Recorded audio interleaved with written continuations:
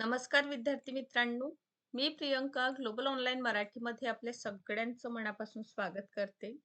आज आपण Maharashtra set examination मित्रांनो, आता परीक्षेला फारच कमी दिवस राहिलेले आहे. म्हणजे जर आपण विचार केलेला इथपासून जवळपास आपल्याकडे 30 डेज राहिलेले आहे. आता 30 डेजमध्ये क्वालिफाय होण्यासाठी आपण काय करावं? पी-वाय-क्यूज आपण कसं अभ्यास करायला हवं? स्टडी मटेरियल्स आपण काय वापर करायला हवं? जेणेकरून मॅक्सिमम आपण स्कोर पेपरमध्ये करू शकतो.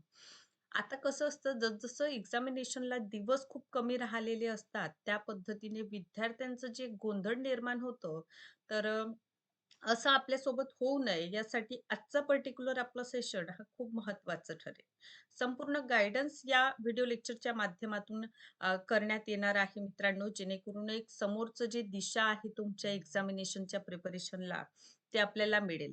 कारण कसं असतं, जेव्हा जसजसं वेळ परीक्षेचं जवळ येत असतं, तसं-तसं विद्यार्थ्यांमध्ये जो संभ्रम आहे किंवा आता करायचं काय? माझं हा टॉपिक राहिलं, माझं तो टॉपिक राहिलं, मग आपला हा युनिट वीक आहे, तो वीक आहे. हे अचानकपणे शेवटच्या दिवसांमध्ये येणारा हा गोंधळ विद्यार्थ्यांचं कॉन्फिडन्स जे आहे ते खूप कमी करीत असतो. अशा वेळी काय करावं? हे समजून घेण्यासाठी आजचं संपूर्ण आपलं सेशन हा खूपच महत्त्वाचं ठरेल, जे आपल्या एक्झामच्या प्रिपरेशनला आणखीनच समोर नेणारा ठरेल. आणि मित्रांनो, यामध्ये सांगितलेल्या प्रत्येकच गोष्टींचा जर आपण अवलंब केलेला, तर शुअरली तुम्ही या एक्झामिनेशनमध्ये जे आहे खरंच क्वालिफाय होणार. त्यासाठी आपल्याला करायचं काय आहे? आता 30 दिवसांमध्ये आपण कोणतं असं नियोजन करायला हवं? कोणतं आपलं माइंडसेट असायला हवं? जेणेकरून ही परीक्षा आपण क्वालिफाय होणार. हे जाणून घेण्यासाठी आजचं संपूर्ण सेशन आपल्याला बघावं लागेल. यासोबतच मित्रांनो, महाराष्ट्र स्टेट एक्झामिनेशन 27 सप्टेंबरला परीक्षा आहे, तर इथून फक्त 30 दिवस आहे. यासाठी नवीन बॅच 24 ऑगस्टपासून आपली सुरू झालेली आहे. 24 तारखेपासून म्हणजे आजपासून आपली नवीन बॅच सुरू होत आहे. याला आपण जॉइन करू शकता. सगळ्यात महत्त्वाचं म्हणजे स्पेशल मॅथ्ससाठी आपण बॅच सुरू केलेली आहे, ज्यामध्ये 2 डेली सेशन मिळेल. मॉर्निंग 9 वाजता एक सेशन आणि रात्रीला 7 वाजता.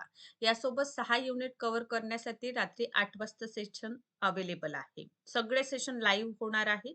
आपण रेकॉर्डेड बघू शकता. नोट्स आपल्याला मिळेल.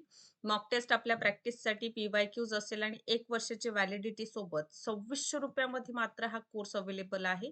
सो आजच या ऑफिशियल नंबर्सवर कॉन्टॅक्ट करून आपण नवीन जे आपलं आजपासून 24 ऑगस्टपासून नवीन बॅच सुरू होत आहे, याला आपण जॉइन करा.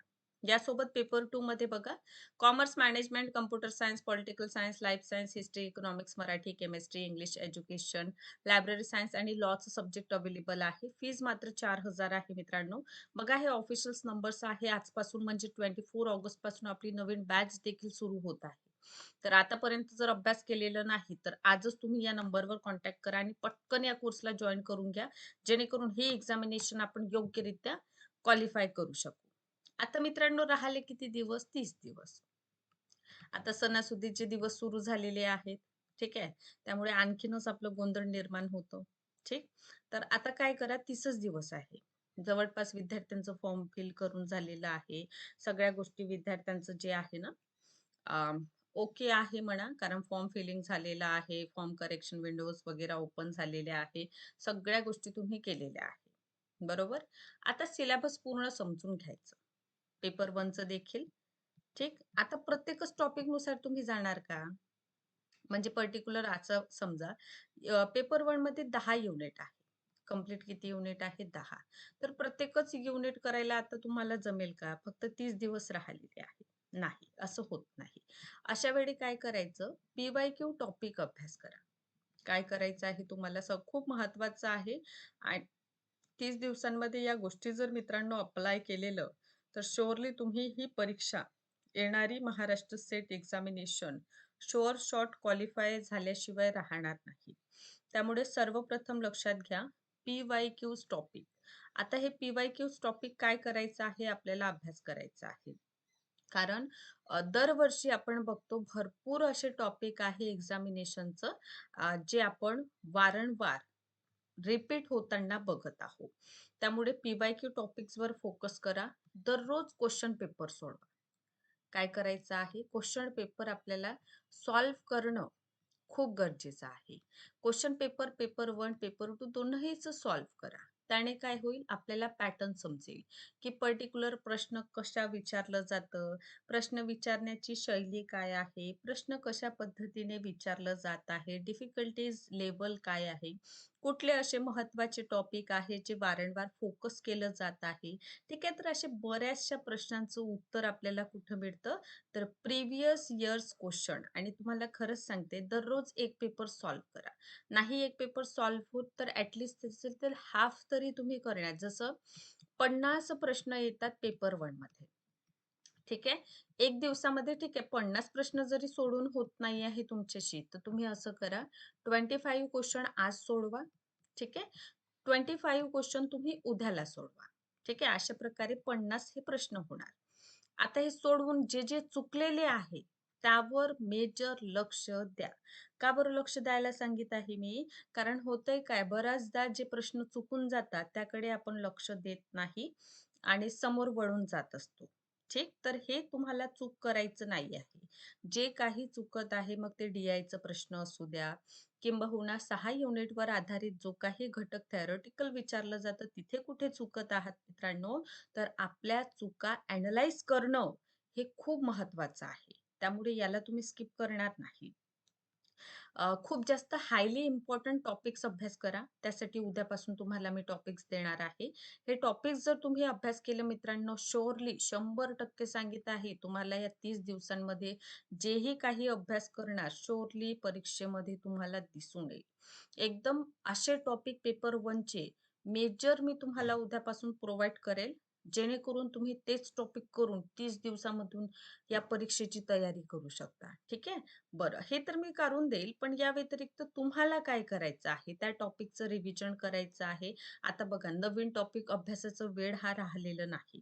जे अभ्यास आपण केलेला आहे, त्या अभ्यासाला रिवाईज करण्याची मित्रांनो हा वेळ आहे.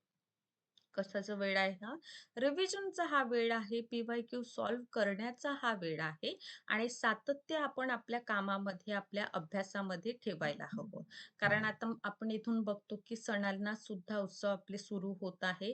अशा वेळी विद्यार्थ्यांचं काय असतं, एक अभ्यासाकडे मी आज करेल, उद्या करेल, हा जे आपलं एक थोडंसं निष्काळजीपणा आहे, त्याला आपण टाळायला हवं. जर ही गोष्ट तुम्ही प्रामाणिक पद्धतीने केलं, काय करायचं आहे डेली बेसिसवर तुम्हाला पर्टिक्युलर जे काही घटक आहे त्याचं रिव्हिजन करा. ठीक आहे. पी-वाय-क्यूज क्वेश्चन सॉल्व्ह करा. सॉल्व्ह केलेल्या गोष्टी ॲनलाईज करा. ॲनलाईज करून same applies to paper 2 also. म्हणजे पेपर 2 ला सुद्धा आपल्याला याच पद्धतीने जायचं आहे, जेणेकरून पेपर 2 देखील आपलं खूप व्यवस्थित होईल. यामध्ये पेपर 1 संबंधित आणखीन एक महत्त्वाचा प्रश्न उपस्थित होत असतो. तो प्रश्न आहे वेळ व्यवस्थापनाचं, टाईम मॅनेजमेंट. कारण पेपर 1 मध्ये काय आहे मित्रांनो, 6 युनिट जे आहे, ज्यामध्ये teaching, research, communication, people development and environment, higher education and ICT हा 6 युनिटचा भाग थेरॉटिकल आहे. ठीक आहे, बरोबर? बरं. पण या व्यतिरिक्त जे 3 युनिट आहे ते मॅथ्स अँड रिझनिंगवर आधारित आहे. आणि एक युनिट हा कॉम्प्रिहेन्शनवर आधारित आहे. तर ह्या तिघांमध्ये घोळ निर्माण होऊ नये. ठीक आहे. एक योग्यरित्या आपलं रिव्हिजन व्हावं, असं म्हणा, वेळेचं नियोजन योग्यरित्या व्हावं हे खूप गरजेचं आहे. कारण पेपर 1 जर आपण खूप योग्यरित्या अभ्यास करून गेलेले, तर त्याचं आन्सर आपल्याला येतं. येणार नाही अशातला भाग नाही. पण प्रश्न कुठं उपस्थित होतं, डी-आयमध्ये आपलं वेळ जात असतं. तासिकेवर प्रश्न येतात किंवा मग कोडिंग, डिकोडिंगवर असू द्या, लॉजिकल जे कन्क्लुजन विचारलं जातं, व्हॅलिड विधान जे विचारले जातं, त्यामध्ये आपलं वेळ जात असतं. आणि सगळ्यात महत्त्वाचं मोठं पॅसेज असतं. छोटंसं पॅसेज दिलेलं असतं का? आपण काय खूप आपण एलिजिबिलिटी टेस्ट देत आहोत, तर ऑब्व्हियसली त्या एलिजिबिलिटी टेस्ट अनुसारच आपलं काय असणार आहे, कॉम्प्रिहेन्शनचा भाग असणार आहे. तर कॉम्प्रिहेन्शन सोडवण्यासाठी आपण काय करू शकतो? कॉम्प्रिहेन्शन सोडवण्यासाठी मित्रांनो आपला कमांड अंडरस्टँडिंगवर असायला हवं. त्यामुळे गोष्टी समजण्यावर आपलं फोकस असेल, तर तुम्ही 5 पैकी 5 ही प्रश्न कॉम्प्रिहेन्शनचं बरोबर करू शकता. ठीक आहे. चुका वारंवार जे होत आहे, त्याला इग्नोर करू नका. म्हणजे समजा एखादी लेव्हल ऑफ टीचिंगवर प्रश्न आलेला आहे. ठीक आहे, लेव्हल ऑफ टीचिंगवर आणि तो प्रश्न तुम्ही रॉंग आन्सर केले, त्याला इग्नोर करू नका. त्यातून काय चुकलं आपलं?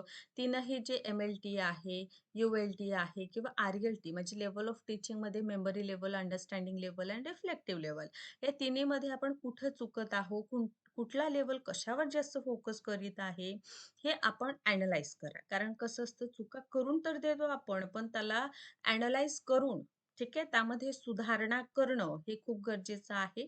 कारण अल्टिमेटली असंही होऊ शकतं, की तोच प्रश्न परीक्षेला दिसून येईल किंवा त्याच्याशी कोरिलेटेड संकल्पना जर आपल्याला परीक्षेत विचारली गेली, तर अशा वेळी आपलं गोंधळ उडू नये याची काळजी आपण घ्यायला पाहिजे. आणि ही काळजी कसं घेऊ शकतो आपण तर आजपासूनच. 30 दिवस आता राहिलेले आहे मित्रांनो. या 30 दिवसामध्ये एक्झामिनेशनच्या प्रिपरेशनला समोर नेण्यासाठी आपलं स्पेशल मॅथ बॅच सुरू झालेली आहे आजपासूनच. आपण आत्तापर्यंत जरी जॉइन केलेलं नाही, तरी हमखास तुम्ही या 30 दिवसामध्ये क्वालिफाय होऊ शकता मित्रांनो. त्यासाठी ऑफिशियल नंबर्स तर दिलेलेच आहे. त्यावर आपण कॉन्टॅक्ट करायचा आहे.